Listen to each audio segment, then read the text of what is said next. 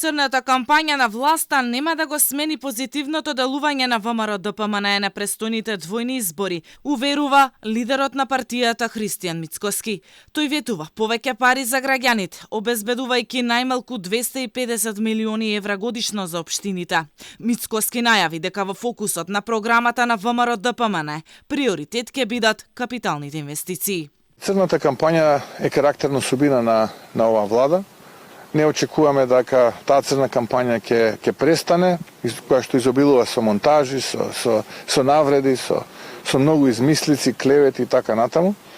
Нашата цел е оваа кампања да водиме позитивна кампања до 250 милиони евра. Средства кои што идната влада на ВМРО-ДПМНЕ и коалицијата планира да ги реалоцира кон општините за проекти на општините кои што се од големо значење на граѓаните. Целта на овој проект е да практично допреме до секој едно домаќинство.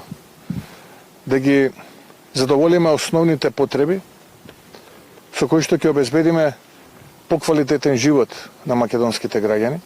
Мицкоски, меѓу другото, го искритикува председателот на регулаторна за воведувањето на така наречената мрежарина, со која сметките за струја на граѓаните секој месец се повисоки за 200 денари, односно 236, со пресметан ДДВ.